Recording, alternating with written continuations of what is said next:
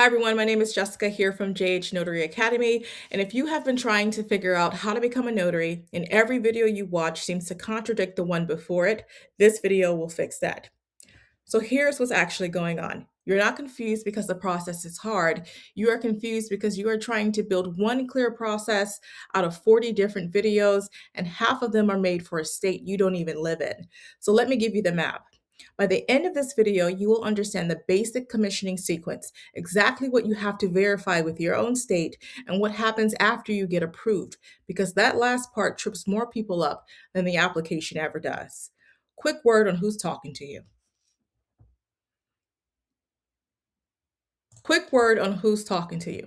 My name's Jessica. I'm the founder of JH Notary Academy, and I built my notary work from scratch here in Central Texas. And I've completed more than 21,000 notarizations. I'm telling you that so you know this is coming from somebody who actually has done the work. And now we're going to get right back to you because this video is about your commission and not mine. Before we get into the steps, there is one thing you have to understand about notary commissions. If you get this part wrong, everything after it feels harder than it should be. So this is what a notary commission actually is. A notary commission is authorization from your state to perform the notarial acts your state permits. That is it. It is not a federal license, it is not a national certification, and it's not the same in every state, which is exactly why the internet feels so contradictory when you go looking for answers. Now, here's the part I really want you to hear. Your commission does not give you customers. It does not give you pricing. It does not give you a business structure, a client base, or income. A commission is a credential. A credential is not a business. So I want you to hold two separate journeys in your head from this point forward. Journey one is becoming legally commissioned in your state.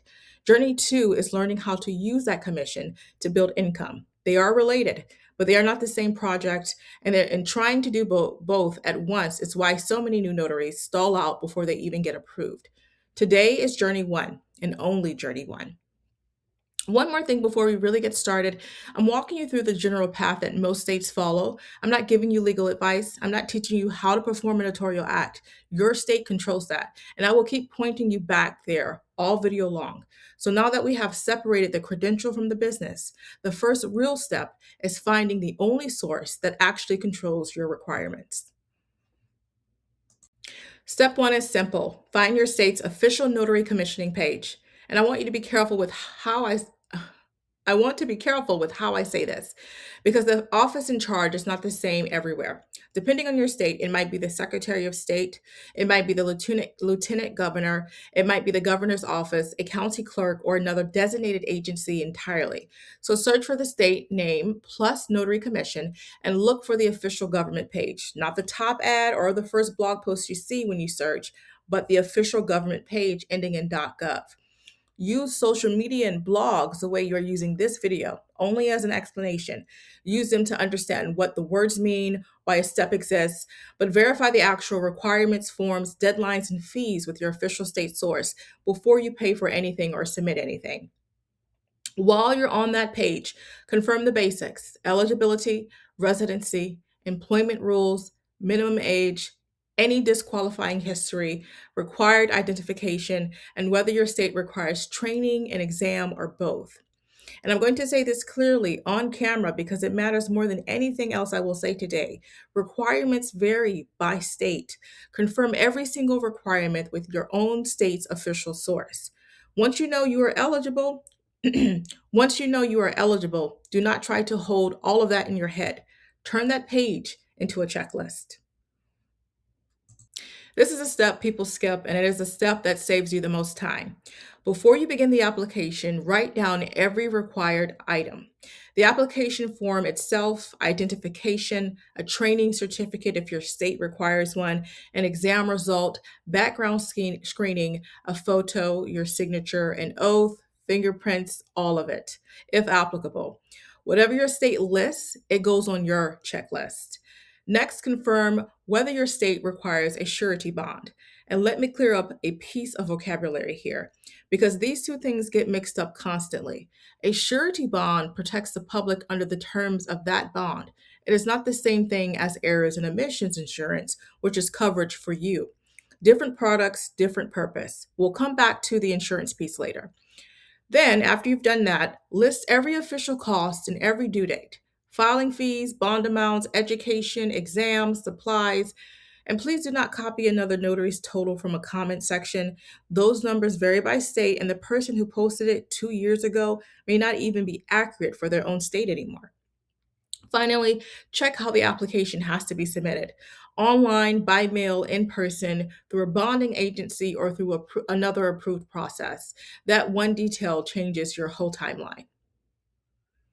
With the checklist done, you can submit carefully and avoid the preventable mistakes that slow people down for weeks. Complete training or testing, then submit accurately. So, if your state requires training or an exam, use a state approved provider, not the cheapest one you found, not the one with the best ad, state approved. Complete it before the deadline and save your proof of completion somewhere you will actually find it again. When you fill out the application, complete it exactly as instructed. Match your legal name across every document. Answer every question, then read the whole form again before you submit it, because a mismatched name or a blank field is one of the most common reasons an application comes back. Pay only through the official or state approved route, and keep copies of everything: the application, the receipt, the confirmation number, and every supporting document. Now, one thing I am not going to do is promise you a processing time. I do not know your state, your county, or how backed up they are this month. Use the time frame your state publishes and watch your email and your mail for corrections or follow up requests, because if they need something from you and you miss it, the clock just stops. And here's the thing nobody tells you: submitting is not the finish line. For most people, approval kicks off a second short list of tasks before you are allowed to notarize anything. So when your commission packet or approval notice arrives, read all of it, not the first paragraph, all of it. Confirm the name of your commission, the term, the commission number, the effective date, and the expiration date. If any of that is wrong, you want to catch it now, not 18 months from now in front of a client. Then complete whatever your state still requires. That might be an oath, a filing, a recording, a bond submission, a notarization, or a county level step. Whatever it is, there is usually a deadline attached to it. Order only the tools your state requires or permits. Typically, that means an official seal or a stamp and a journal. And be careful here, because the required wording, the format, and the record keeping rules are state specific. Do not buy a seal off a general marketplace listing without checking it against your state's requirements. This is also the point where you can think about errors and omissions insurance. Whether you carry it depends on your situation and the work you plan to do. Just remember what we said earlier: it is not the same thing as a surety bond, which is typically required, and it does not replace careful compliance. And the most important line in this particular section: do not perform notarizations until your commission is active and every prerequisite your state requires is complete. Not when you get the email, not when the stamp arrives. When your state says you are active, that's when you do it. At that point, you may be commissioned, but being commissioned and being prepared are two different things. It is important to know your role before you accept your first client. Read your state's current notary handbook all the way through and find out where the official updates get posted, because rules do change, laws do change, and it is your job to know when they do. Understand the line between identifying the notarial act that has been requested and choosing it for someone.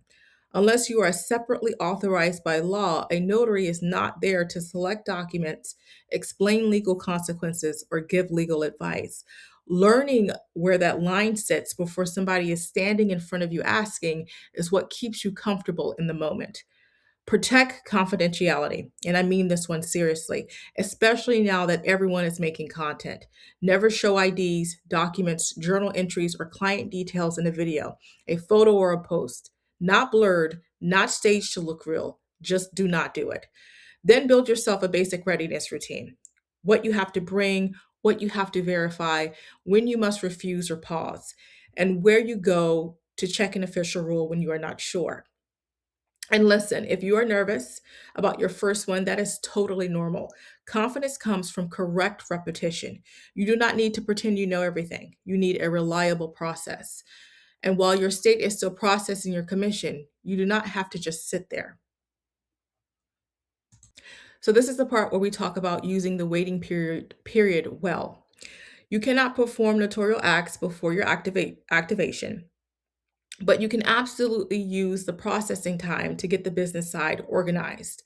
Start researching your local market, your service area, a business name, your realistic schedule, research transportation, what the customer experience is going to look like when somebody calls you. Get familiar with the four potential revenue lines you know Get familiar with the four potential revenue lines so you know what you are choosing between: general and mobile notary work, loan signing, remote online notarization, and apostille facilitation.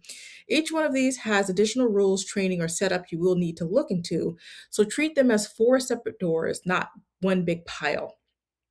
And please do not buy every course, tool, and subscription at once.